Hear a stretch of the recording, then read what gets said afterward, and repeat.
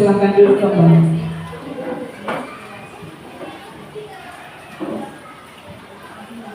Selanjutnya masuklah kita pada acara doa.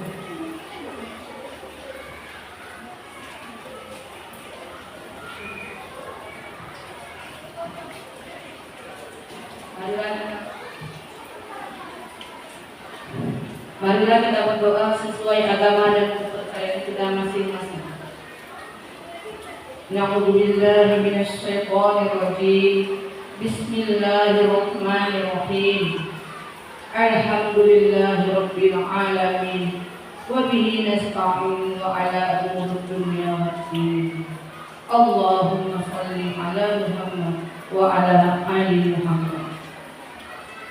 Ya Allah, ya Tuhan kami yang Maha Pemurah lagi Maha Penyayang, puji syukur kami sampaikan kepadamu.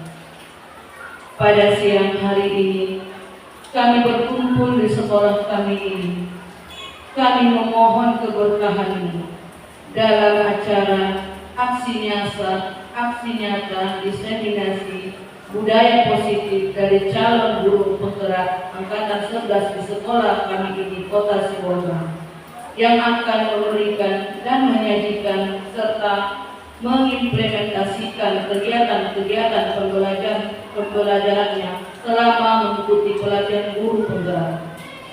Untuk itu, berikanlah kepada kami kemudahan ya Allah, agar kami dapat menerima dan berkolaborasi dan dapat mengembangkan potensi peserta didik kami sesuai dengan profil pelajar Pancasila, yaitu berpihak pada murid. Bimbinglah kami dalam setiap tindakan dan keputusan kami ini ya Allah, agar acara diseminasi budaya positif ini lancar dan bermakna sampai selesai acara dan menjadi berkat bagi kami, Bapak dan Ibu guru semua peserta. Ya Allah, ya Tuhan kami yang Maha mengetahui lagi Maha bijaksana, karuniakanlah kepada kami ilmu yang bermanfaat dan berikanlah kami kemudahan, kesabaran dan keikhlasan serta pemahaman selama mengikuti diseminasi budaya positif ini.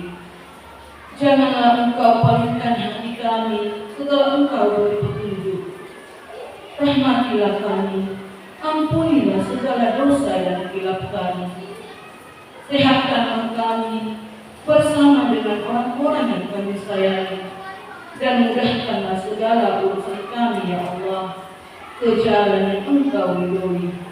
Allahumma atina bil ilmi wa zaina bil hilmi wa akrimna bil taqwa wa zalimna bil afiyah. Rabbana atina fid dunya hasanah wa fil akhirati hasanah wa qina adzabannar. Walhamdulillahi rabbil alamin. Assalamualaikum warahmatullahi wabarakatuh.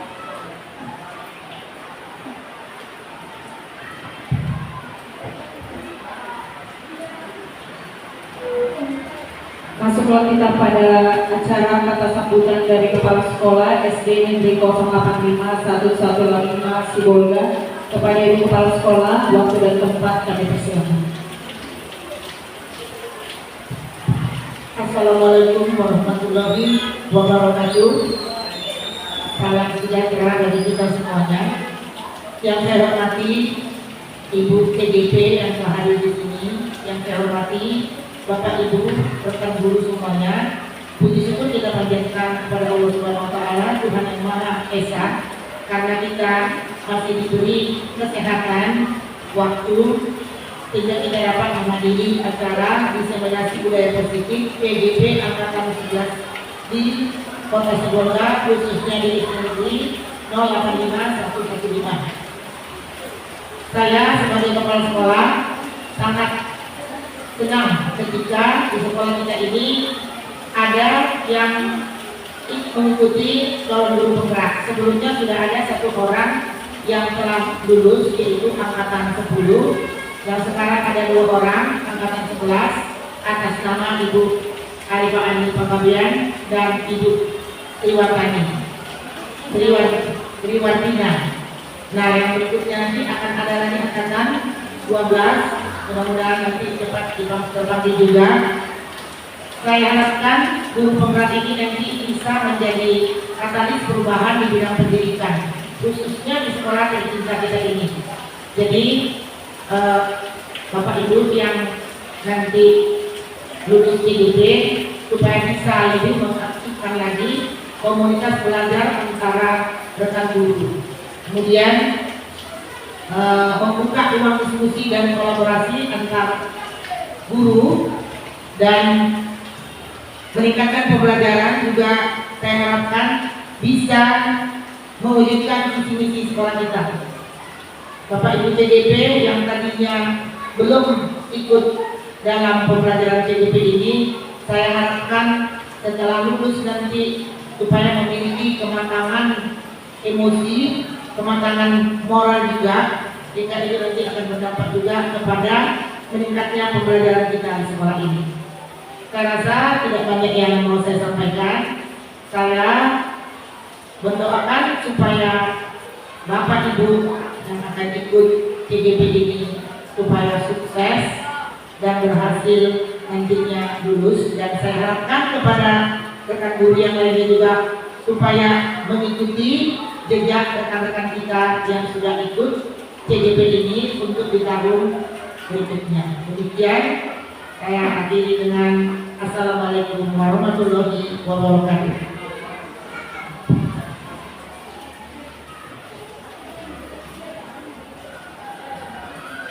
Masuklah kita pada acara yang kita tunggu-tunggu, pemaparan aksi nyata diseminasi budaya positif dari CGP Angkatan 11 oleh Ibu Arifah Ani Panggabean MPD. Ibu Arifah Ani, kami persilakan.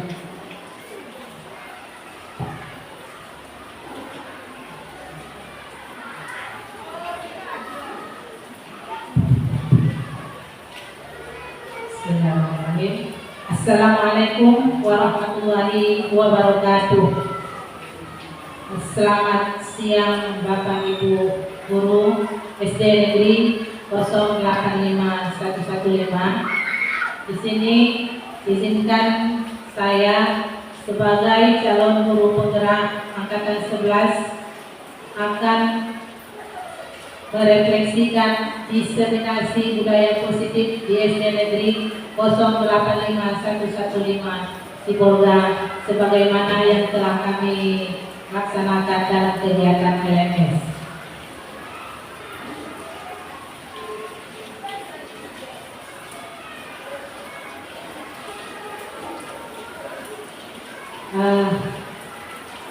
Bapak Ibu yang kami hormati, diseminasi pemahaman budaya positif ini dilakukan pada tahun ini khusus untuk CGP Angkatan 11. Nah, kami ucapkan selamat datang kepada Bapak Ibu guru hebat. Mari kita belajar bersama, berkolaborasi untuk mewujudkan budaya positif di sekolah kita ini. Sebelumnya,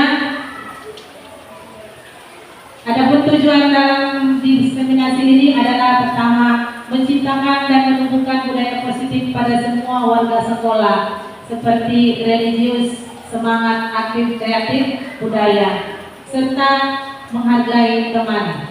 Dan kemudian tujuan yang kedua adalah mendukung perilaku positif menjadi karakter yang dimiliki oleh semua warga sekolah serta menciptakan suasana belajar mengajar yang menyenangkan.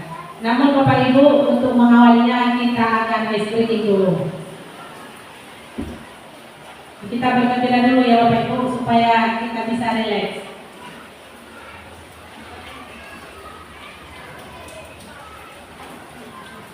Nah, kita relax dengan penguin.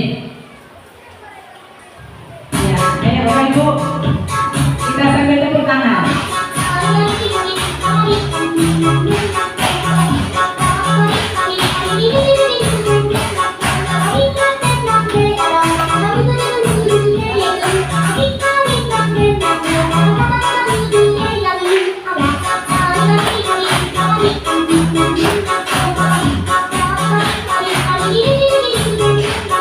Bye.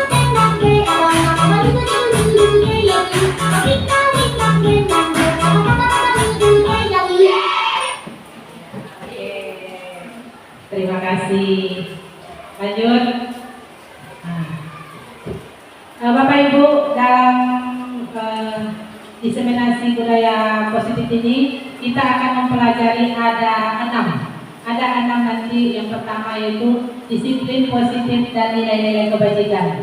Yang kedua, bagaimana motivasi perilaku manusia.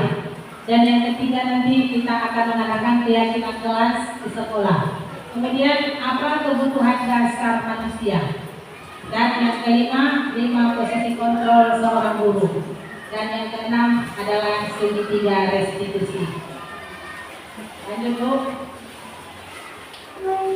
Nah, budaya positif, Bapak Ibu sudah paham apa itu budaya positif? Boleh Bapak Warmu, budaya positif itu apa Pak? Budaya yang dilakukan dalam kebaikan. Iya. Budaya yang dilakukan dalam kebaikan. Yang lain boleh? Kebiasaan yang baik. Oke. Kebiasaan yang dilakukan dengan baik dan sopan. Iya. Kebiasaan yang baik yang dilakukan dengan sopan. Mungkin ada yang lain? Ibu Rahmi? Sama. Iya. Budaya positif. Mari kita lihat Bu. Budaya positif itu adalah budaya nilai-nilai, keyakinan universal, dan kebiasaan-kebiasaan kita di sekolah yang berpihak pada murid, supaya murid dapat berkembang menjadi pribadi yang kritis, penuh hormat, dan bertanggung jawab yang diterapkan di sekolah. Ini sudah kita lakukan Bu, budaya positif kita di sekolah kan? Seperti contohnya apa? Kita ada mengadakan salam, sopan, santun. Kemudian kita sudah mengadakan selama ini ada namanya sholat berjamaah. Kemudian ada apa lagi Bu? Budaya positif yang sudah pernah kita lakukan di sekolah kita ini. Iya, berdoa sebelum belajar. Kemudian apa lagi Bu? Melakukan senyum sapa 5S. Ini sudah kita lakukan kepada anak-anak dan sudah ada menjadi kebiasaan kita di sekolah. Jadi bagaimana kita meningkatkan budaya positif ini supaya dapat berkembang menjadi pribadi yang kritis, penuh hormat, dan bertanggung jawab yang sudah kita terapkan di sekolah. Seperti dalam Ki Hajar Dewantara mengatakan, ibarat guru itu seorang petani. Kenapa kita sebagai seorang petani?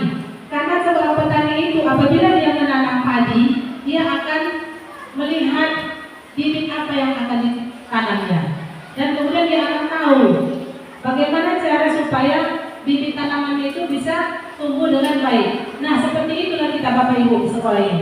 Kita memberikan pengajaran kepada murid kita bagaimana mereka supaya bisa menjadi pribadi yang kritis, penuh hormat, dan bertanggung jawab yang bisa diterapkan di sekolah. Begitu ya Bapak ya. Lanjut.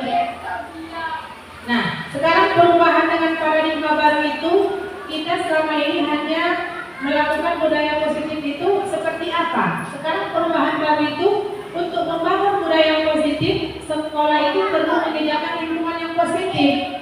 Kemudian apa lagi? Aman, nyaman, agar murid-murid mampu berpikir, bertindak, dan mencipta dengan merdeka, mandiri, dan bertanggung jawab. Jadi perubahan dalam budaya positif ini Bu, lazimnya itu tidak terlepas dari kontrol kita sebagai seorang guru. Bagaimana guru itu mengontrol siswa kita supaya mereka itu tetap mengikuti seperti budaya positif yang kita harapkan. Ya Bapak Ibu ya. Kemudian lanjut. Nah, sekarang saya ingin coba Bapak Ibu semua kepangkat tangannya. Ayo Bapak Ibu, kita angkat tangan. Kita bayangkan bahwa anak itu menyimpan sesuatu, bahwa kita menyimpan sesuatu, ya. Di dalam kepala tangan kita ini, kita menyimpan sesuatu yang sangat berharga. Jadi di dalam kepala tangan kita itu, kita perlu menjaga dengan sekuat tenaga supaya tidak terlepas, supaya kita tidak terlepas dalam genggaman kita. Kemudian tugas rekan kita mencoba dengan segala cara untuk membuka kepala tangan kita itu. Tujuannya apa? Supaya teman kita itu membujuk, buka kepala tangan kita itu. Bagaimana caranya? Dengan menawari segala macam, boleh kan Bu? Ada dengan uang, ada dengan wujudkan, supaya bagaimana? Lalu bagaimana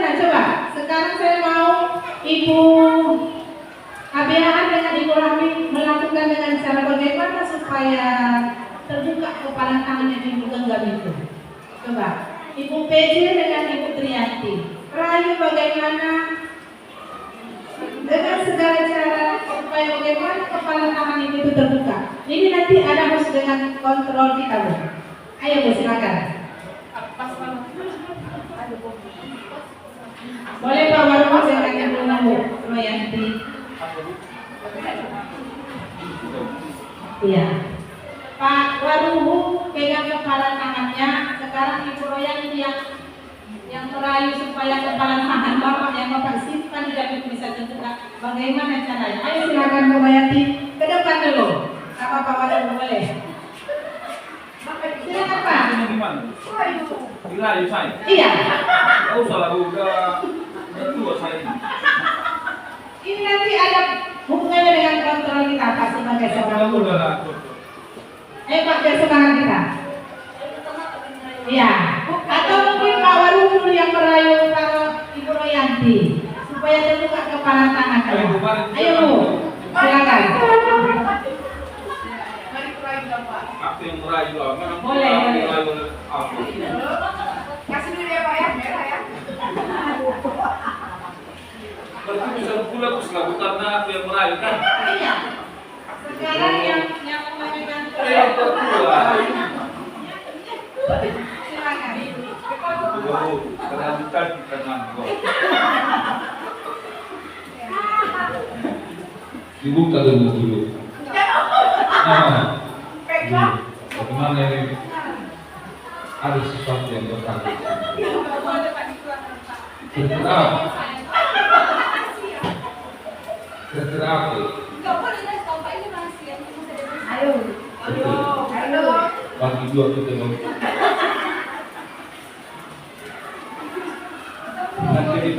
Nanti kita bagi nasi.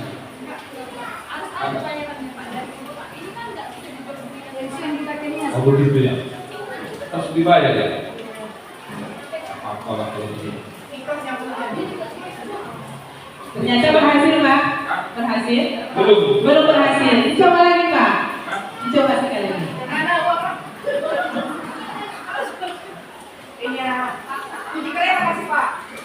Janganlah. Ibu dulu. Nanti ke bawah ibu jalan-jalan.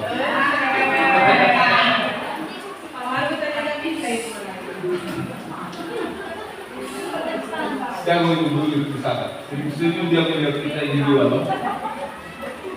Apalagi ibu deh. Senangkan orang itu. Jadi harus kerjasama kita. Ibu kasih buka itu supaya apa kita sama-sama kolaborasi sama itu kan. Ibu guru harus kolaborasi dong dengan saya. Yang terlalu apa kan?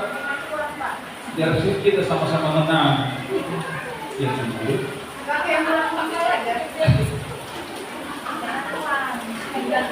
Ya, ternyata bertahan ya Pak ya. Oke, kita beri aplaus tepuk tangan. Ya, terima kasih Bapak, terima kasih Bu Royanti. Lanjut Bu. Nah, apa yang kita dapatkan Bapak Ibu? Kita sendiri yang memegang kontrol atas kepala tangan kita. Apakah kita membuka atau menutup kepala tangan kita itu tergantung pada diri kita Bu. Ya, tergantung pada diri kita masing-masing sesuai dengan kebutuhan dasar kita. Kalau kita ingin buka, ya kita, karena kita yang megang kontrol. Seperti itu kita kepada siswa. Kita sendiri yang megang kontrol. Bagaimana anak-anak itu kemana kita akan berikan mereka pendidikan, pembelajaran sesuai dengan karakter kita, dihajar dewasa. Jadi pegangan kepala tangan itu memang kita sendiri yang mengontrolnya. Lanjut Bu. Nah, pergeseran paradigma menurut Dr. William Glasser itu ilustrasi guru itu mengontrol murid. Artinya guru tidak dapat memaksa jika murid tidak melakukannya. Jangan kita paksa Bu. Kalau anak tidak mau, pada saat itu mungkin dia nggak suka. Karena kita paksa kan, ayolah begitu. Ternyata anak pada saat itu tidak mau. Ya. Yang kedua, ilusi bahwa semua penguatan positif efektif dan bermanfaat. Artinya Artinya usaha guru untuk mempengaruhi murid dan mengulanginya lagi. Terus diulangi. Jadi kita punya kontrol bagaimana cara anak itu supaya bisa memenuhi apa yang kita laksanakan, apa yang kita suruh. Kemudian ilusi bahwa kritik dan membuat orang merasa bersalah dapat menguatkan karakter. Nah, ini kesulitan guru untuk mengidentifikasi murid dengan kritik dan merasa bersalah. Kadang-kadang kita tidak tahu anak-anak itu moodnya pada hari ini senang, pada hari ini besok dia sudah marah-marah. Jadi kita sebagai guru Bapak Ibu harus tahu ketika anak sekarang merasa bersedih, kita harus tahu kenapa nak. Ketika anak merasa kesal, kita harus tahu. Kemudian ilusi bahwa orang dewasa memiliki hak untuk memaksa, itu sudah jelas. Kadang-kadang kita sebagai orang dewasa ini suka maksa ya Bu ya, memaksakan kehendak kita. Ya, untuk itu dalam hal ini orang dewasa tidak berhak untuk memaksa. Lanjut Bu. Nah, bagaimana seseorang bisa berubah dari paradigma stimulus respon kepada pendekatan teori kontrol? Nah, ini menurut Stephen R. Covey, Principle Centered Leadership 1990 mengatakan, bila kita ingin membuat kemajuan perlahan, sedikit-sedikit ubahlah dulu sikap kita dulu diubah atau perilaku kita. Namun, bila kita ingin memperbaiki cara-cara utama kita, maka kita tidak perlu mengubah kerangka acuan kita.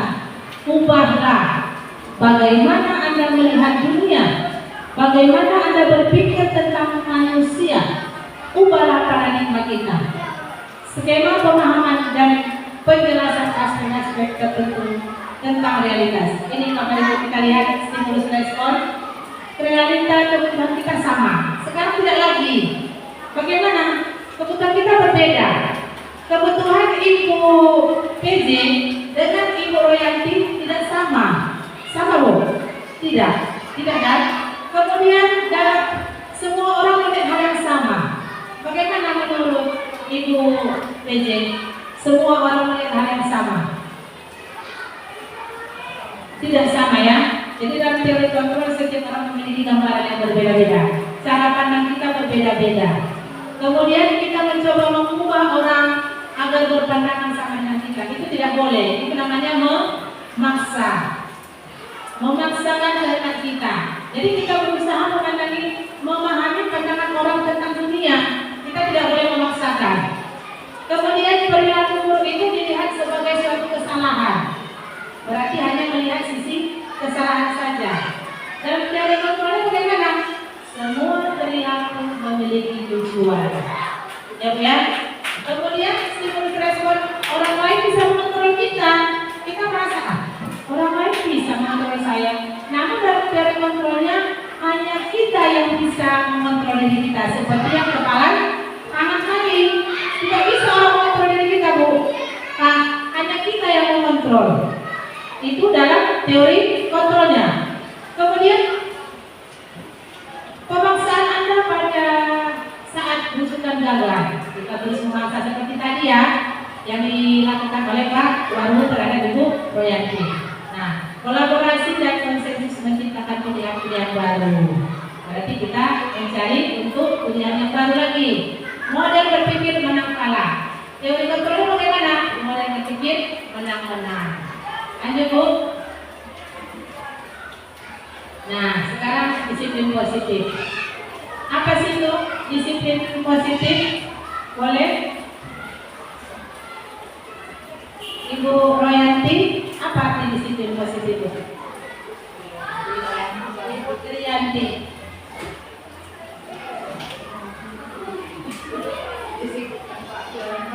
Ya, aturan yang baik untuk aturan yang baik menurut Ibu Triyanti, aturan yang baik. Ya. Kemudian Ibu Wayuni, apa tuh Bu? Disiplin. Kita sering mendengar disiplin. Kau harus disiplin. Apa tuh Bu disiplin?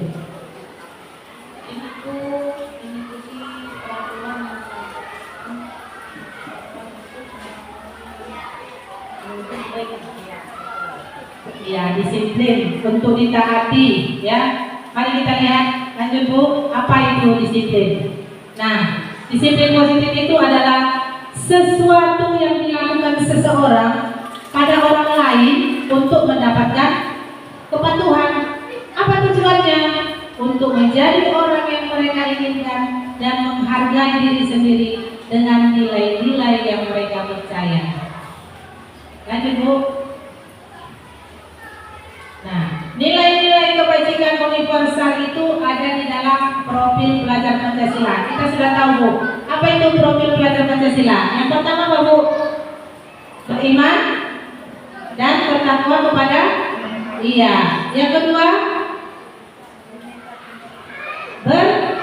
kebinekaan global. Yang ketiga, mandiri. Yang keempat, bergotong royong. Kelima, kreatif. Dan yang keenam, bernalar kritis. Jadi kita sebagai guru jangan lupa itu profil pelajar Pancasila. Ini harus kita ingat yang merupakan nilai-nilai kebajikan universal, yaitu sifat-sifat positif manusia yang merupakan tujuan mulia yang ingin dicapai oleh setiap individu. Inilah yang akan kita terapkan di dalam sekolah kita kepada anak-anak kita. Bagaimana supaya tercipta nilai-nilai kebajikan di dalam sekolah kita ini. Ya Bapak ya, lanjut. Nah, kemudian masuk kita yang kedua, motivasi perilaku manusia. Ini saya ambil dari LMS Dian Egosen dalam bukunya The Structure School Discipline, menyatakan ada 3 motivasi perilaku manusia. Yang pertama apa? Untuk menghindari ketidaknyamanan atau hukuman. Yang kedua, untuk mendapatkan imbalan atau penghargaan dari orang lain. Berarti ini yang untuk menghindari ketidaknyamanan dan hukuman itu merupakan motivasi ekstrinsik yang dari luar. Untuk mendapatkan imbalan, kebutuhan mendapatkan imbalan atau penghargaan dari orang lain. Sementara untuk motivasi intrinsik itu menjadi orang yang mereka inginkan dan menghargai diri sendiri dengan nilai-nilai yang mereka percaya. Ini perilaku manusia itu betul-betul ada di dalam diri kita, jangan dari orang lain. Betul-betul kita laksanakan sesuai dengan kesadaran kita ya Bu ya. Jangan karena dorongan dari orang lain. Kalau ada motivasi dari orang lain, mungkin ada positifnya, kadang-kadang ada negatifnya. Jadi kita ambil yang dalam diri kita yaitu motivasi intrinsik, menjadi orang yang kita inginkan, sehingga menghargai diri kita sendiri dengan nilai-nilai yang mereka percaya. Lanjut. Nah, sebelum kita masuk pengertian perbedaan dari hukuman, konsekuensi dan restitusi, mari kita lihat Bapak Ibu, di sini ada hukuman, konsekuensi dan restitusi. Identitas gagal. Bagaimana kita memberikan hukuman kepada anak-anak? Sesuatu yang menyakitkan harus terjadi. Itu betul apa tidak Bapak Ibu? Kalau sudah kita buat hukuman kepada anak-anak, terjadi apa tidak? Terjadi. Konsekuensinya bagaimana? Dia memang harus terjadi. Bagaimana restitusinya? Restitusi itu merupakan pilihan. Bagaimana cara kita meredam hukuman itu menjadi restitusi. Kemudian ada lagi hukuman itu tidak nyaman untuk murid untuk jangka panjang. Kalau kita berikan hukuman kepada anak, mereka itu akan terus mengingat dan mengingat. Oh, Bapak ini pernah menghukum saya, Ibu Erina pernah menghukum saya. Itu menjadi kenangan bagi dia. Kemudian konsekuensinya bagaimana? Tidak nyaman untuk murid atau anak untuk jangka panjang. Berarti itu tidak boleh. Ya Bapak Ibu ya, kita tidak boleh memberikan hukuman.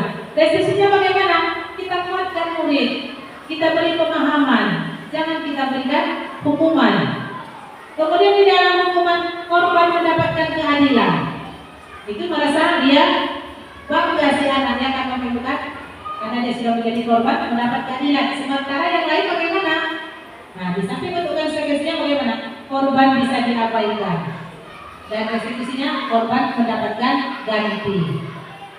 Dan hukuman murid akan tersakiti yang jelas seperti yang saya sampaikan tadi, dan konsekuensinya murid atau anak dibuat tidak nyaman. Itu konsekuensinya. Kemudian restitusi murid, anak mendapatkan kehormatan. Lanjut Bu. Nah, kemudian ada lagi hukuman perilaku pasif agresif meningkat. Konsekuensinya bagaimana? penguatan hanya bertahan dalam jangka waktu pendek. Restitusinya, masalah akan terpecahkan dengan perilaku pasif agresif yang sedang dilakukan terhadap anak. Kemudian sistem tidak akan berjalan bila murid tidak takut. Kalau murid tidak takut kepada guru, sudah bagaimana tuh Bu? Berarti mereka sudah bebas melakukan apa yang mereka inginkan. Konsekuensinya bagaimana? Memerlukan monitoring dan supervisi terus-menerus dari guru. Itu jelas. Kita berikan terus, dan restitusinya murid belajar bertanggung jawab untuk perilakunya. Dan kemudian berlaku hanya pada sebuah institusi, tidak berlanjut pada kehidupan nyata. Konsekuensinya membantu penerapan mengikuti peraturan dalam masyarakat. Restitusinya fokus pada pemecahan masalah dalam jangka waktu yang panjang. Kemudian peraturannya adalah kamu harus begini, kamu harus begitu. Itu merupakan suatu hukuman, restitusi atau restitusi, Bapak Ibu? Merupakan hukuman. Apa peraturannya? Mampukah kamu melakukannya? Terima kasih. Kemudian restitusinya bagaimana? Apa yang kamu yakini? Apa yang bisa kamu lakukan untuk memperbaiki masalah ini? Kemudian murid anak membenci, kemudian murid atau anak menghormati peraturan, kemudian murid akan menghormati dirinya sendiri. Itu kalau restitusi. Lanjut Bu. Nah, sekarang ada perbedaan antara hukuman dan konsekuensi. Bapak Ibu boleh melihat apa perbedaan hukuman, konsekuensi, dan restitusi seperti yang sudah saya jelaskan tadi. Menurut Ibu Rahmi, hukuman itu bagaimana Bu? Perbedaannya? Perbedaan antara hukuman, konsekuensi, dan restitusi bagaimana?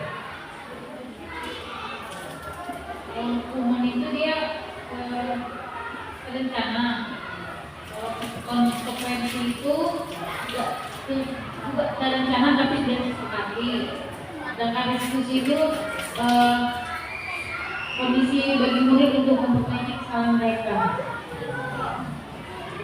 Hukuman, konsekuensi, dan restitusi. Kalau menurut Ibu Fitri bagaimana?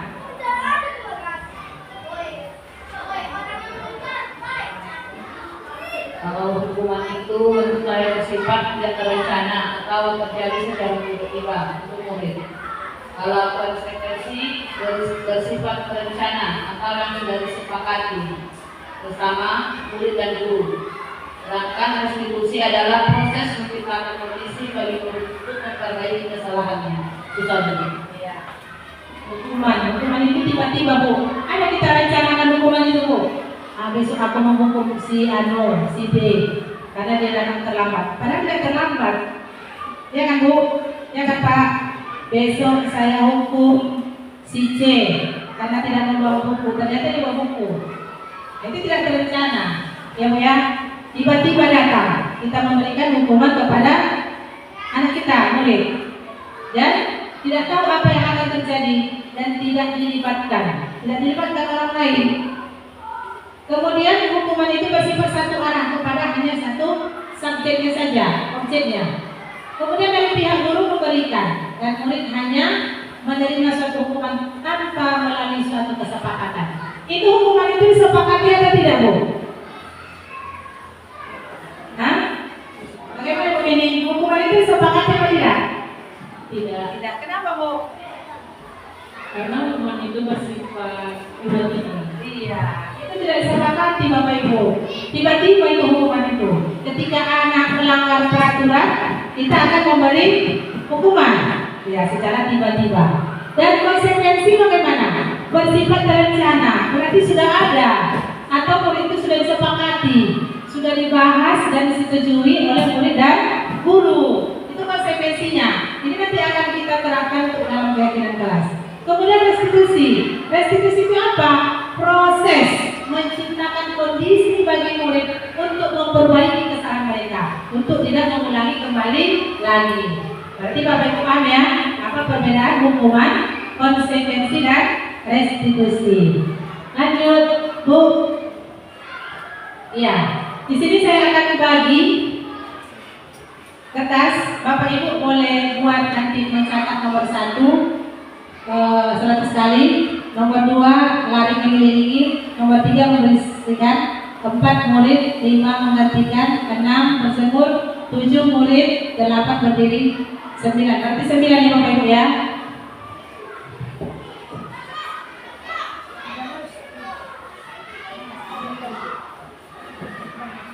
Boleh Bapak Ibu memberikan nomor 1 pilihan hukuman atau konsekuensi.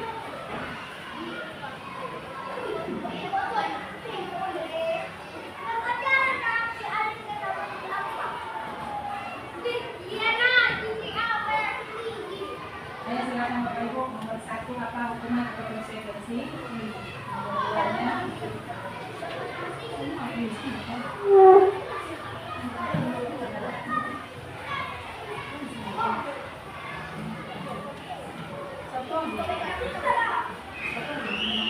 Ya, pilih Bu, hukuman atau konsekuensi.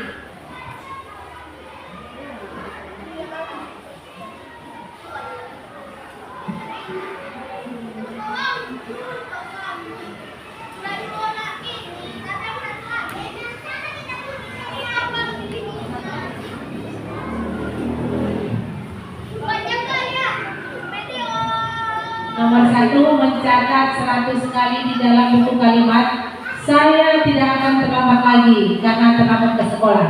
Itu hukuman atau konsekuensi. Kemudian nomor 2, lari mengelilingi lapangan basket 2 kali karena terlambat hadir di sekolah. Itu hukuman atau konsekuensi. Silakan Bapak Ibu tulis. Yang nomor 3, membersihkan coretan yang dibuatnya di meja tulis. Itu hukuman atau konsekuensi.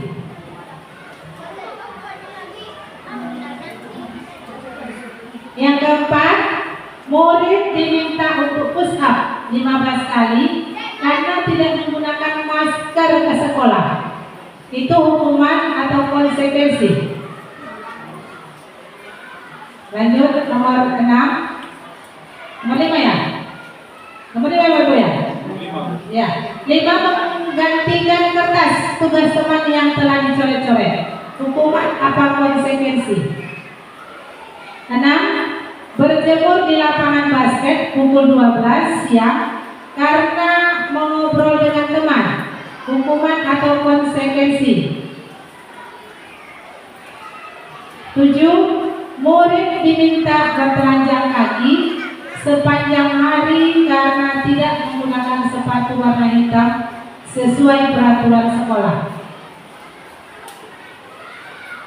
Lanjut, berdiri di depan kelas sambil mengangkat kaki 1 karena tidak bisa menjawab pertanyaan. Hukuman atau konsekuensi. Terakhir, membersihkan tumpahan air di meja tulis karena tersenggol pada saat belajar. Sudah Bapak Ibu?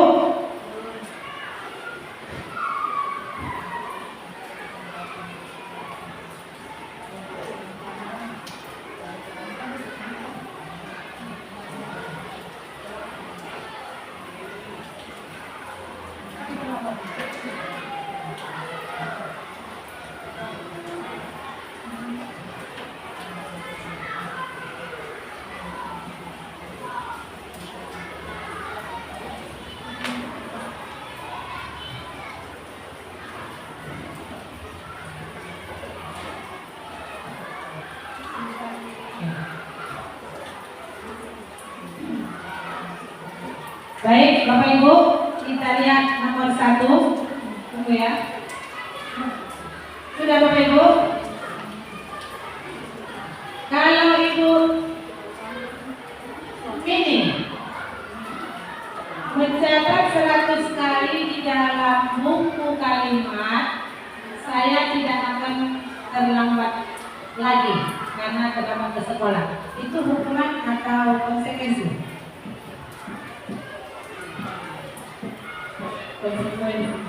Konsekuensi. Nanti kita lihat Bapak Ibu ya. Hukuman. Ibu Tere? Hukuman. Apa baru? Hukuman. Hukuman. Mari kita lihat, kita geser. Bu Watina. Satu aja. Iya, hukuman.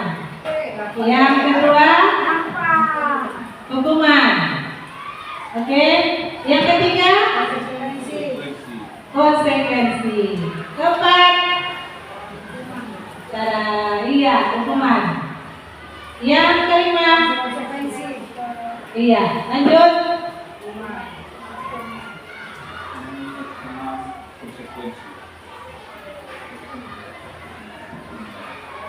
Iya, hukuman. Terus, ya, ini apa? Apa ibu? Terdiri? Hah? Hukuman apa konsekuensi? Ya? Konsekuensi, coba. Iya, hukuman. Ternyata hukuman. Berdiri di depan kelas sambil mengangkat kaki satu. Karena tidak bisa menjawab, kamu berdiri. Nah, itu adalah hukuman. Yang terakhir, konsekuensi. Membersihkan tumpahan air. Kenapa membersihkan tumpahan air konsekuensi? Berarti sudah ada kesepakatan sebelumnya. Siapa yang menumpahkan air tersenggol dia sendiri ya membersihkannya. Mungkin ada kesepakatan. Ya Bapak Ibu ya. Jadi harus kita bisa bedakan antara konsekuensi dan hukuman. Nomor 6 dititipkan lagi Bu. Ya. Nomor 6 tadi. Nah, coba Bu, Martina. Tadi saya lihat hukuman, sementara saya tadi memberikan itu konsekuensi. Yang mana Pak? Nomor 6 tadi.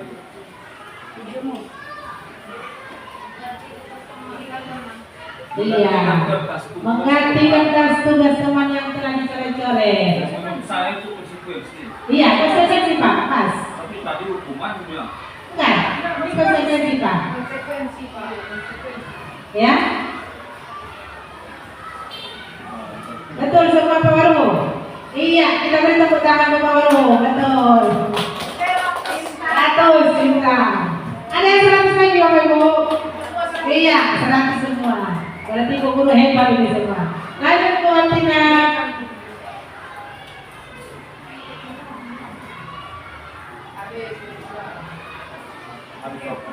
Nah,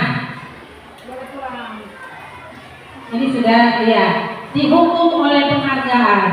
Penghargaan efektif jika kita menginginkan seseorang melakukan sesuatu yang kita inginkan dalam jangka waktu pendek. Itu namanya penghargaan efektif. Yang kemudian jika kita menggunakan penghargaan lagi dan lagi, maka orang tersebut akan bergantung pada penghargaan yang diberikan serta kehilangan motivasi dalam hidup. Kalau misalnya anak-anak kita terus kasih penghargaan Bapak Ibu, bagus apa tidak? Kalau siapa besok yang bisa menulisnya, Ibu kasih hadiah. Itu bagus apa tidak Bapak Ibu? Bagus. Hah? Bagus. Kenapa Pak? Kenapa bagus? Ya, supaya termotivasi dia. Berarti Pak Waru berpendapat kalau kita terus mengasih sepanjang dia menulis berarti Bapak terus memberi dong? Iya. Setidaknya kan Ibu bisa memberikan hadiah dalam bentuk penghargaan, tepuk tangan. Oh begitu. Iya. Harus memberikan uang. Iya, berarti istilahnya reward itu bukan semacam jenis berupa materi ya Pak ya. Berarti boleh berupa denda atau dengan bentuk penghargaan yang efektif begitu. Iya. Iya, penghargaan. Kemudian jika kita mendapatkan penghargaan untuk melakukan sesuatu yang baik, maka selain kita senantiasa berharap mendapatkan penghargaan tersebut lagi, kita pun menjadi tidak menyadari tindakan baik yang kita lakukan. Itu didukung oleh penghargaan. Lanjut. Nah, sekarang kita lanjut ke keyakinan kelas. Mengapa ada keyakinan kelas, Bapak Ibu? Mengapa tidak ada peraturan kelas saja? Beda nggak keyakinan kelas dengan peraturan kelas? Gimana Bapak Ibu PD?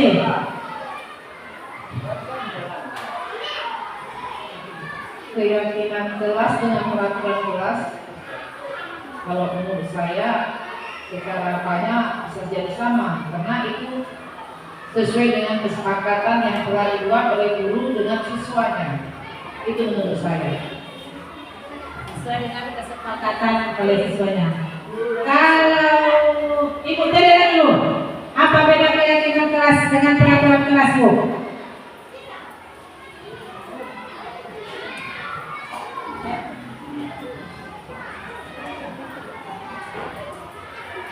Oke, kalau keyakinan kelas itu adalah suatu kesepakatan yang dilakukan secara bersama-sama di sekolah. Sedangkan peraturan kelas itu peraturan yang bisa kita karang-karang sendiri atau kita buat sendiri secara individual atau guru. Oke, terima kasih, Bu Tere. Ya, keyakinan kelas dan peraturan kelas. Keyakinan kelas dan peraturan kelas itu berbeda ya Bapak Ibu ya. Nanti bisa kita lihat selesainya. Kemudian mengapa ada keyakinan kelas? Penting nggak untuk terbentuknya sebuah budaya positif di sekolah kita itu dengan keyakinan kelas? Kemudian bagaimana cara mewujudkannya keyakinan kelas itu? Adakah yang sudah membuat keyakinan di dalam kelas kita, Bapak Ibu? Sudah ya? Iya sudah. Lanjut kita lihat. Ya, keyakinan kelas ini Bapak Ibu. Keyakinan kelas dibuat berdasarkan kesepakatan. Ya Bapak Ibu ya, kesepakatan antara guru dan murid serta bersifat universal. Itu keyakinan kelas. Kalau peraturan kelas bagaimana? Peraturan kelas itu biasanya dibuat oleh guru dan bersifat satu arah. Hanya guru saja membuat peraturan itu. Tidak dilibatkan oleh siswa, tidak dilibatkan murid, hanya dia sendiri. Itu peraturan kelas. Kalau keyakinan kelas itu kesepakatan antara guru dan murid. Itu bedanya Bapak Ibu ya. Kita harus paham nanti kesepakatan kelas dan peraturan kelas. Dan di dalam keyakinan kelas itu ada bersifat universal. Universal itu apa? Ada nilai-nilai kebajikan, nilai-nilai yang baik yang kita tanamkan, yang kita akan sepakati bersama di dalam kelas kita itu. Itu namanya keyakinan kelas. Ya. Kalau Ibu Rami sudah ada keyakinan kelasnya? Sudah? Iya, saya yakin apalagi Pak Wanu, Ibu Tere juga semuanya sudah. Lanjut. Nah, sekarang kita akan membuat prosedur bagaimana pembuat keyakinan kelas itu Bapak Ibu ya. Boleh Bapak Ibu baca sebentar sembari saya membagikan istiqlal kita.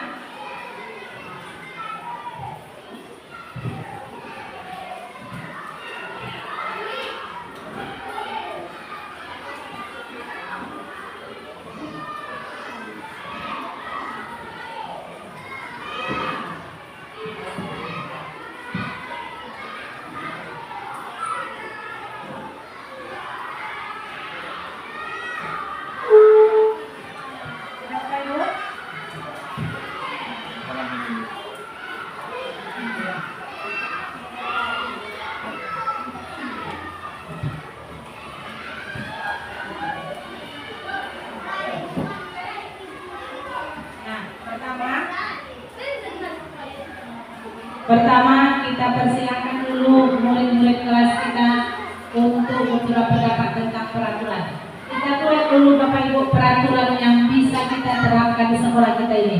Bapak Ibu silakan buat satu peraturan yang kita buat di sekolah kita. Silakan Bapak Ibu.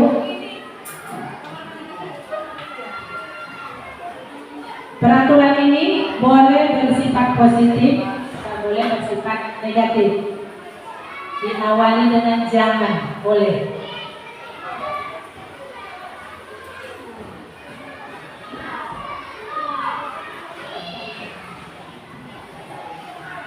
Sudah, kalau sudah selesai Bapak Ibu, boleh ditempel di sini. Di kertas manila kita yang warna merah jambu. Silakan Bapak Ibu. Silakan ditempel. Ini sudah ada loh, tempel. Iya di sana. Satu saja.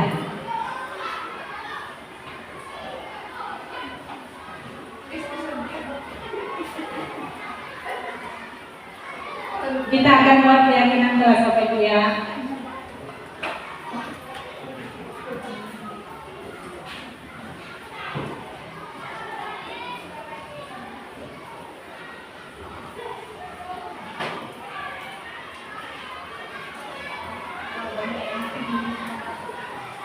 Ada pink ya. Nggak apa-apa Bu, kalau sama nggak apa-apa. Itu yang mau kita lihat nanti. Ya, iya. Oke.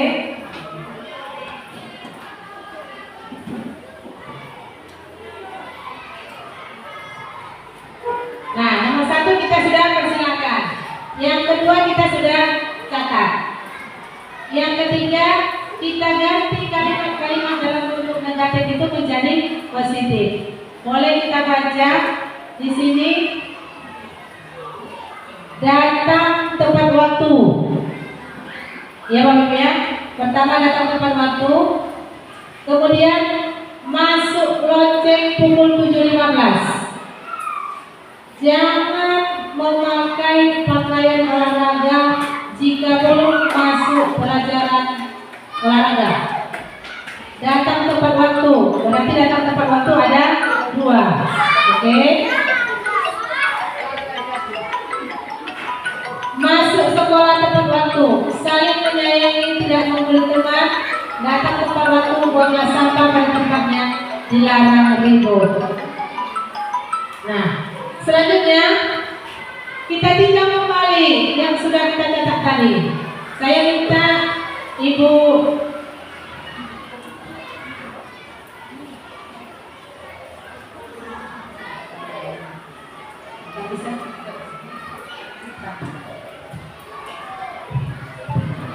Ibu Dede, saya minta tolong untuk mencatat dari sana.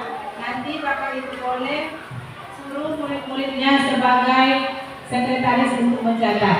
Boleh Bapak Ibu lihat dari sini, Ibu Dede lihat yang mana yang sama kita jadikan 1. Tadi datang terlambat ya? Iya, datang tepat waktu. Kita boleh sini Bu, datang tepat waktu kita tulis. Ya. Datang tepat waktu. Ya, berarti sama. Ini aja satu ya. Oke. Kemudian masuk sekolah tepat waktu itu sama apa tidak Bu? Sama. Iya, sama. Ya, kemudian masuk lonceng. Dilarang ribut. Iya, dilarang ribut.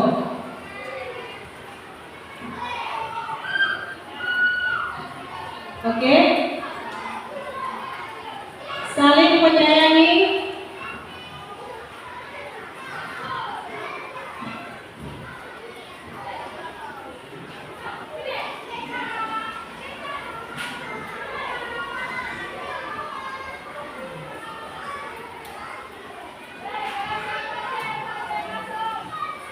Saling menyayangi dan tidak membuli.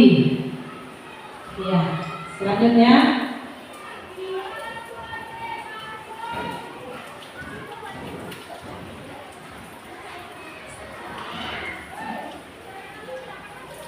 jangan memakai pakaian olahraga jika belum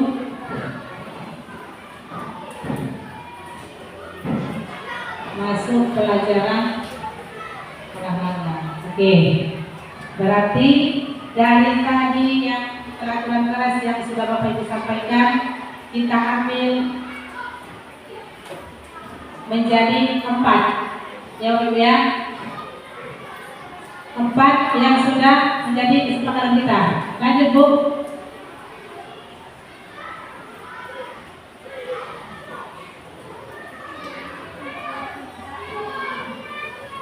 Nah, kesepakatan ini nanti akan kita revisi kembali Bapak Ibu ya. Akan kita revisi kembali sehingga dia nanti menjadi keyakinan kelas kita. Jadi setiap murid itu yang Bapak Ibu tuliskan tadi mungkin ada 1, 2, 3 orang untuk datang terlambat. Tidak mungkin kita buat datang terlambat semua Bapak Ibu kan? Nah, itu yang datang terlambat itu kita jadikan 1. Berarti tadi di sini ada 3. Ada 3 tadi datang terlambat. Kita masukkan menjadi 1. Datang tepat waktu. Kemudian dilarang ribut. Dilarang ribut itu cuma satu, berarti kita masukkan dilarang ribut. Kemudian yang ketiga, saling menyayangi dan tidak membuli teman. Ini hanya satu. Jadi kalau murid kita banyak saling menyayangi, saling mengasihi, kita jadikan hanya satu, berarti saling menyayangi. Tidak ada murid itu yang sama semua kadang-kadang mereka yang seperti contoh tadi, ini ada tiga, datang tepat waktu, datang tepat waktu, datang tepat waktu. Tidak mungkin kita masukkan semua, berarti kita ambil satu untuk kesepakatan kelas kita, yaitu datang tepat waktu. Paham ya Bapak Ibu ya? Ya. Kemudian lanjut. Tinjau ulang kembali, ya kita tinjau ulang kembali tadi secara bersama-sama. Setelah beberapa peraturan telah disatukan menjadi beberapa keyakinan, maka jumlahnya tidak usah banyak-banyak Bu, cukup 3 sampai 7 saja. Apa tujuannya? Supaya anak-anak bisa ingat apa keyakinan di dalam kelasnya. Bila terlalu banyak mereka nanti sulit untuk mengingat apa keyakinan kelas yang sudah dilaksanakan di dalam kelasnya. Kemudian dipersilakan lagi kemudian meninjau ulang dan menyetujuinya dengan menandatangani keyakinan kelas bersama guru dan murid. Ya, ini bersama guru dan murid. Beda tadi yang sudah saya sampaikan peraturan kelas yang dibuat oleh guru sendiri. Lanjut Bu. Nah, ini yang sudah saya laksanakan di kelas Ibu. Ya, seperti yang sudah kita kerjakan.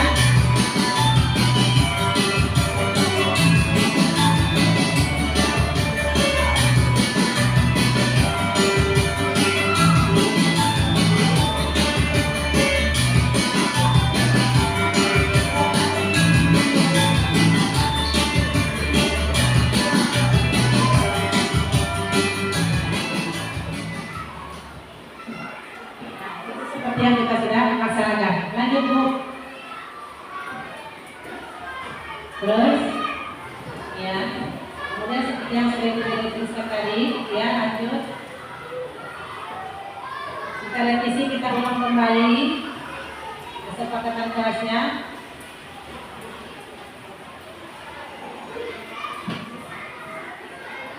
Mundur Bu, yang tadi, yang ada videonya.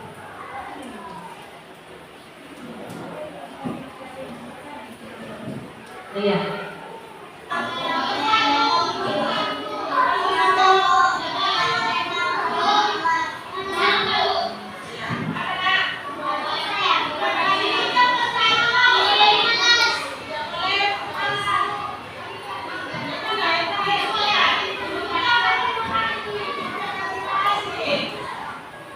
Ya, kita mulai nanti memilih satu orang murid untuk menjadi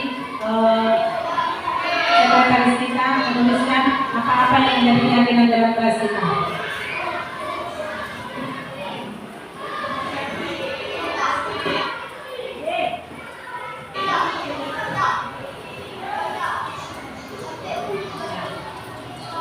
Lanjut Bu Dedek. Ya, ini salah satu murid kita dulu.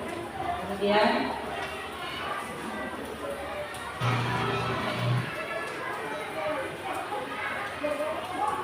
untuk menuliskan keyakinan kelas kita. Kita dampingi ya Bapak Ibu ya.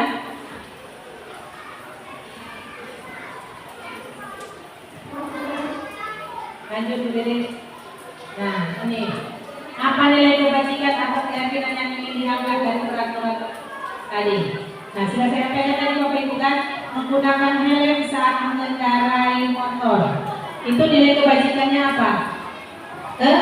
Keselamatan. Berarti nilai kebajikan lah yang Bapak Ibu yang kita laksanakan. Kemudian membuang sampah pada tempatnya. Kalau buang sampah pada tempatnya, nilai kebajikannya Bapak Ibu menjaga kebersihan. Nilai positifnya Bapak Ibu kita ambil. Kemudian dilarang menggunakan kata-kata kasar. Apa nilai kebajikannya? Nilai keyakinan yang kita buat selalu bersikap positif. Lanjut Bu. Nah ini Bu contohnya keyakinan kelas kita itu. Kalau kelas 1 seperti Ibu Sriwatika, setiap anggota kelas perlu belajar. Yang kalimat positifnya kita buat ya Bapak Ibu ya. Yang kedua, setiap anggota kelas perlu senang. Setiap anggota kelas perlu melakukan tugas. Setiap anggota kelas perlu saling menghargai. Setiap anggota kelas perlu merasa aman. Itu untuk kelas 1. Nah, bagaimana untuk kelas 5? Kelas 5 selalu bersikap positif. Senantiasa menjadi diri terbaik. Nilai-nilai kebajikan yang kita tampilkan. Jangan saling dilarang atau mungkin di dalam keyakinan kelas kami kita buat dilarang mencontek. Nah, dilarang mencontek tidak dibuat lagi Bu, ya. Kemudian percaya dan menghormati orang lain serta para miliknya. Berkomitmen terhadap setiap tugas, senantiasa membantu. Inilah contoh keyakinan kelas itu Bapak Ibu. Lanjut.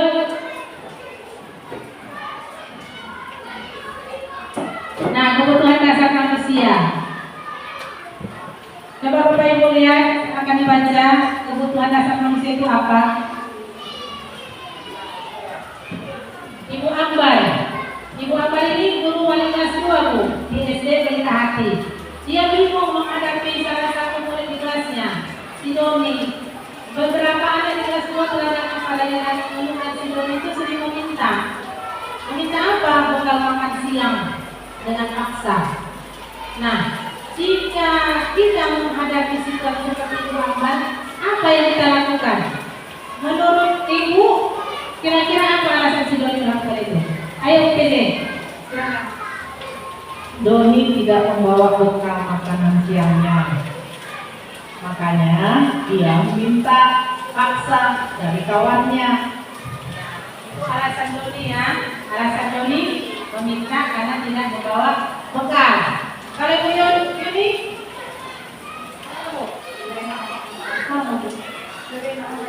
karena Doni membawa bekal.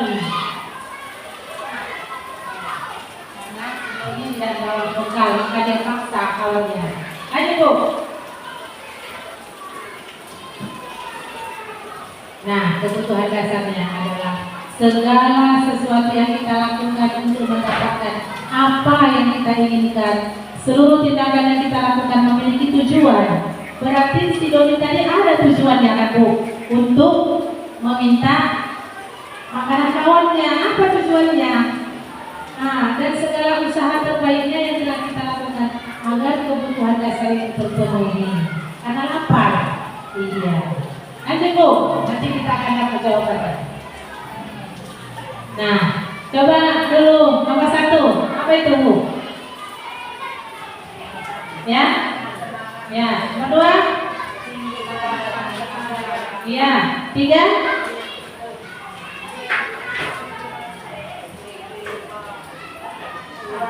ya. Kebebasan.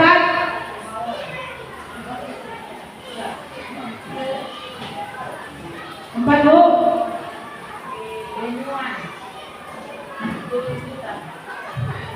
Ayo Bu. 5. Ini kebutuhan dasar kita Bu, ada 5. Yang kelima apa? Ayo bentar deh. P-nya paling ujung itu.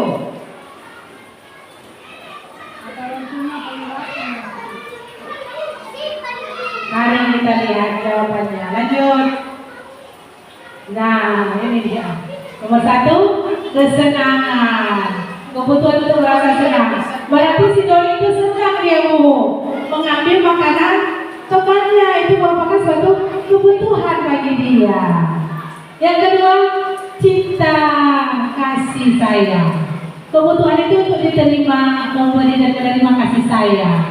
Berarti dengan dia mengambil itu dia disayang oleh gurunya, diperhatikan. Ya kan Bu? Iya. Jadi sayang. Dia butuh kasih sayang. TTT, butuh tati sayang katanya kan. Nah, berarti si Doni butuh cinta kasih sayang. Itulah kebutuhan dia Bu. Yang ketiga apa? Kebebasan. Kebutuhan akan pilihan, kemandirian. Bebas dia mau sama siapa pun dia pilih makanan itu suka-suka dia. Ya kan? Nah, Kemudian yang keempat, penguasaan, kebutuhan pengakuan atas kemampuan prestasi yang diakuinya. Itu bukan prestasi ya Bu ya. Kemudian bertahan hidup, karena laparnya dia mengambil makanan temannya, daripada aku lapar ya aku ambil aja katanya. Ya Bu ya, lanjut.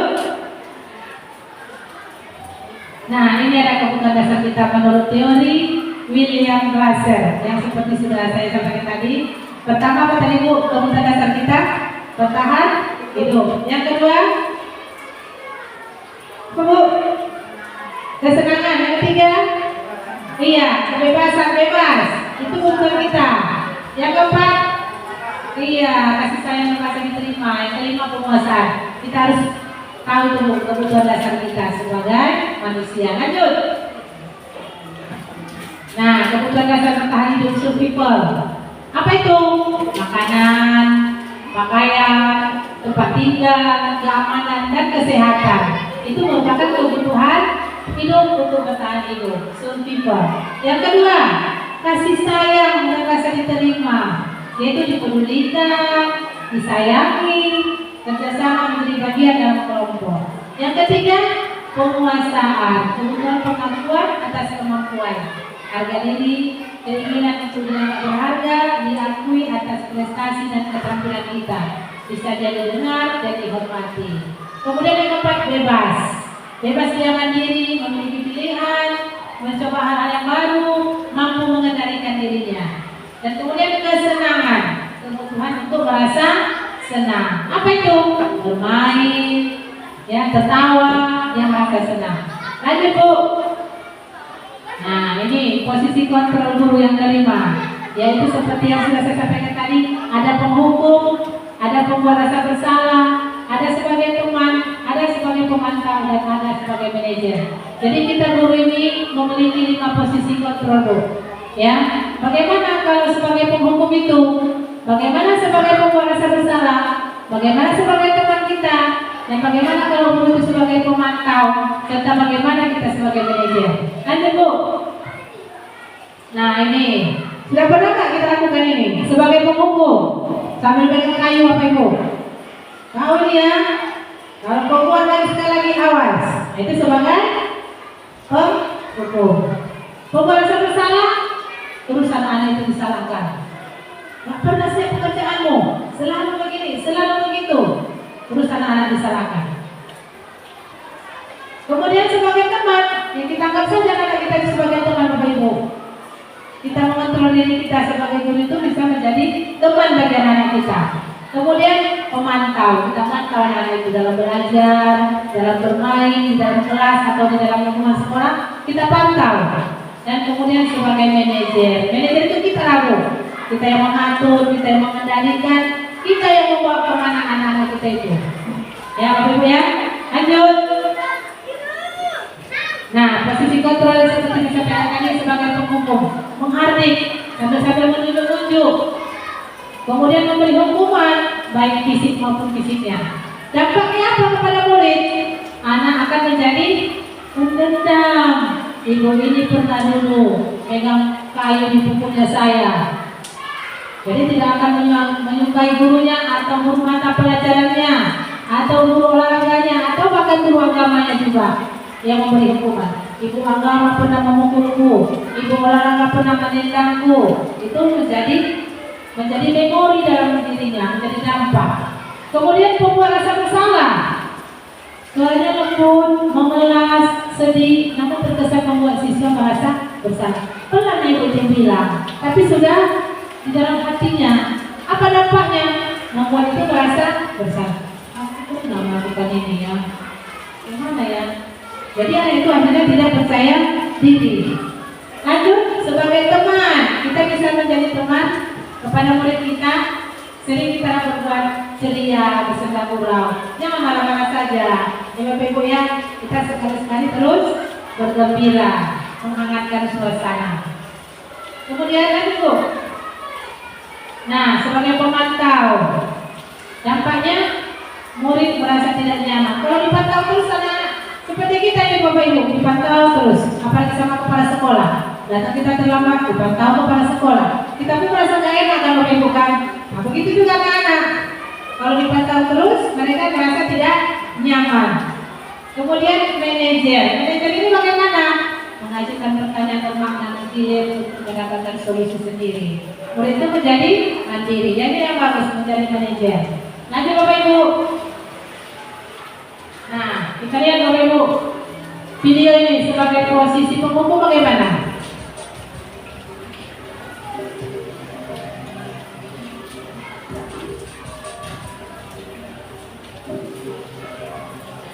Naren! Sini kamu! Selamat pagi Bu. Selalu terlambat. Kamu deh, pasti terlambat.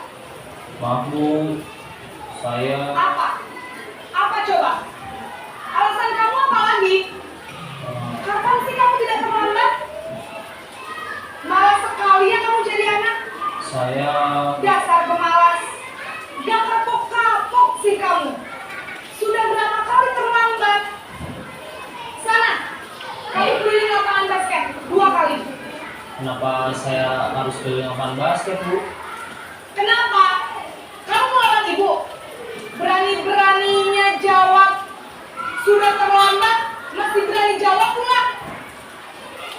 Sekarang, keliling lapangan basket 5 kali sekalian. Biar kapok. Cepat. Pergi sana ke lapangan basket. Beri kesempatan ya Bapak Ibu ya.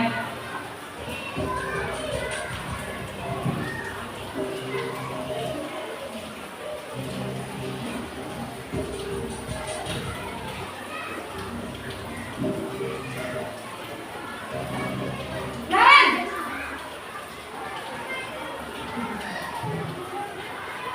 Selamat pagi Bu. Naren. Kamu kenapa terlambat lagi, nak? Ya Tuhan, Naren. Kamu senang ya bikin ibu susah ya?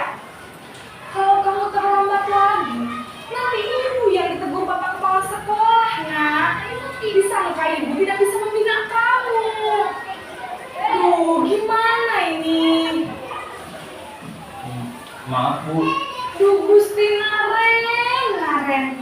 Kamu suka ya kalau ibu ditegur bapak kepala sekolah? Terus, sekarang ibu harus tulis apa ini di buku absen? Ini kamu sudah sering terlambat loh. Ibu harus apa coba? maaf Bu, maaf sekali. Ya sudah, lain kali jangan bikin ibu susah lagi ya nak ya. Ibu tidak akan kuat lagi kalau kamu gini terus. Bisa jantungan kalau ibu ditegur bapak kepala sekolah. Sana cepat kelas. Maaf ya Bu, maaf sekali. Tenang.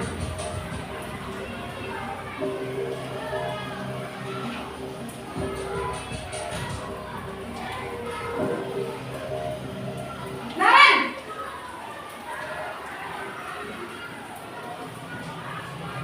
Selamat pagi Bu. Wah, sudah jam berapa ini nak? Terlambat lagi ya sayang. Iya Bu, habis ibu saya lupa bangunkan saya Bu. Kamu malah menyalahkan ibu kamu. Kamu bukannya anak yang larinya paling kencang. Kok terlambat sih? Iya Bu, saya memang terlambat bangun tadi. Jadi biarpun saya lari kencang, tetap gak kekejar Bu. Ya sudah sana. Nanti lain kali larinya lebih kencang lagi ya. Biar gak terlambat lagi.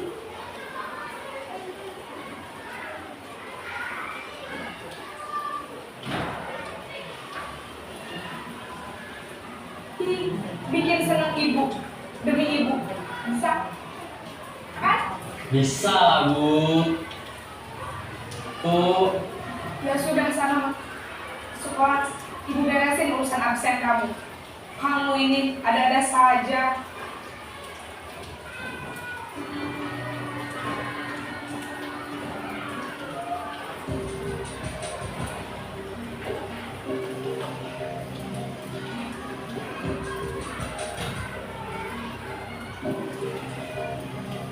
Naren!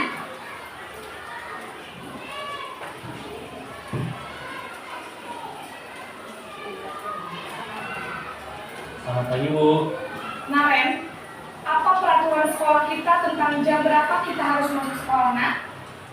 Kita harus di sekolah jam 7, Bu. Iya, betul. Sekarang sudah jam 7.20. Naren sudah tahu konsekuensinya jika terlambat hadir. Paham, Bu. Saya harus tinggal kelas pas jam istirahat selama 20 menit. Iya, benar. Konsekuensinya demikian. Jadi nanti jam 9.30 pas istirahat, kamu harus tinggal di kelas, kerjakan tugas tambahan untuk ketertinggalan kamu, ya? Baik, Bu.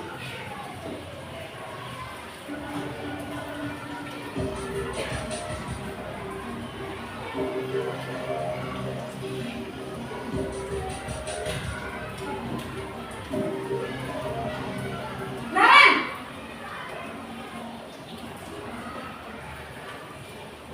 Selamat pagi, Bu. Selamat pagi, Naren. Maaf, Bu.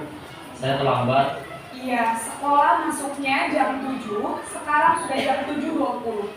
Jadi sekarang bagaimana ini, Naren? Maaf, Bu. Saya lupa setel alarm saya semalam. Baiklah, menurut kamu, keyakinan sekolah yang mana yang perlu kamu tingkatkan? Menghargai diri sendiri dan orang lain mungkin ya, Bu. Setuju. Jadi, apakah Naren meyakini prinsip saling menghormati tersebut? Iya, Bu. Saya meyakininya. Apakah Naren bersedia memperbaiki masalah keterlambatan ini? Bersedia, Bu. Bagaimana kamu akan memperbaiki masalah keterlambatan ini? Saya akan coba untuk tidak lupa menyetel alarm saya, Bu. Baik, kalau Naren lupa menyetel alarm di rumah, ada orang yang kira-kira bisa bantu mengingatkan tidak? Ada, Bu. Karena saya, Kak Emma. Ada lagi selain Kak Emma? Selain Kak Emma, ada ibu saya. Baik, jadi yang mengingatkan Naren adalah Kak Emma dan ibu kamu, ya? Kira-kira akan mulai setel alarm kapan nih, Naren? Setelah pulang sekolah, akan segera saya lakukan. Baik, jadi Naren akan setel alarm untuk bangun besok pagi dan akan diingatkan oleh kakak dan ibunda Naren, ya? Tak lagi yang mungkin perlu dilakukan, Naren, agar tidak terlambat bangun lagi. Tidak ada, Bu. Baik, Naren, terima kasih untuk kerjasama kamu. Sekarang kamu perlu kembali ke kelas untuk belajar. Baik, Bu. Terima kasih. Nah, baik Bapak Ibu, itulah video 5 posisi kontrol yang sudah kita lihat tadi di video. Nah, semoga kita dalam training tadi yang posisi manajer dapat kita berikan arahan kepada siswa sesuai dengan ini segitiga restitusi. Apa itu Bapak Ibu segitiga restitusi? Yaitu menstabilkan identitas, yang kedua validasi tindakan kelas, yang ketiga menanyakan keyakinan. Di sini dalam 3 tahap ini kita melakukan sesuai dengan yang sudah saya sajikan tadi di video. Lanjut Bu, bagaimana itu segitiga restitusi? Yaitu berbuat salah itu wajar, tidak ada masalah yang sempurna, tidak ada manusia yang sempurna. Bapak Ibu pernah melakukan itu dan tidak mencari yang salah. Seperti yang contoh pertama, anak itu yang terlambat. Jadi kita jangan langsung menyalahkan Bapak Ibu. Kita tanya dulu kenapa terlambat, ya, untuk tidak mengulanginya kembali. Dan lanjut Bu, untuk ini menstabilkan kemudian validasi. Kita validasi apa yang menjadi dia menjadi terlambat, mengapa dia melakukan itu. Kemudian prinsipnya setiap perilaku berupaya memenuhi suatu kebutuhan tertentu. Jadi validasi tindakan yang salah ini seperti yang sudah kita lakukan tadi, kita sajikan tadi di video, bahwa guru itu terus menyalahkan, ya, terus menyalahkan siswa yang terlambat. Jadi nanti Bapak Ibu kalau ada siswa yang terlambat seperti yang sudah kita laksanakan ini, kita panggil, kita tanyakan bagaimana dia terlambat, dan kemudian kita terakhirnya, lanjut Bu, terakhirnya kita berikan keyakinan kelas yang sudah kita laksanakan. Apa keyakinan kelas di kelas Bu? Apakah memang ada yang seperti yang kita bahwa kita sudah melaksanakan nilai-nilai semangat di sekolah? Kita tanyakan Bapak Ibu, kita tidak menanyakan. Kemudian itu adalah segitiga restitusi. Lanjut Bu. Nah, Bapak Ibu, dalam penerapan program positif ini, hendaknya kita sebagai guru memiliki kepribadian yang bagus. Kita dapat merubah paradigma kita, paradigma yang baru menuju ke budaya positif sesuai dengan profil Pancasila yang diterapkan oleh Ki Hajar Dewantara. Demikian dalam penyajian saya ini, saya mohon maaf bila ada salah dan hilaf. Mari kita sama-sama berkolaborasi untuk meningkatkan budaya positif di sekolah kita ini. Sekali lagi saya mengucapkan terima kasih kepada Bapak Ibu semuanya, dan saya mohon maaf jika ada kesalahan dan hilaf kata. Demikian, billahi taufiq wal hidayah. Assalamualaikum warahmatullahi wabarakatuh.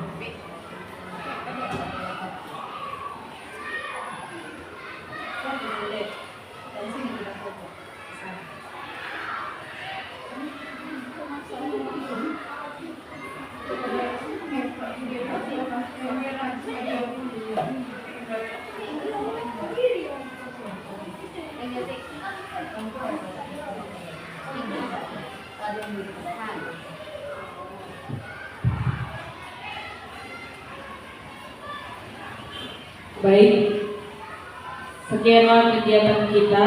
Terima kasih kepada CGP Angkatan 11, Ibu Arifani. Mudah-mudahan setelah penjelasan Ibu, kami semua Bapak Ibu guru dapat mengimplementasikannya di kelas kami dan di sekolah kita ini. Sekian kegiatan kita, saya akhiri. Terima kasih.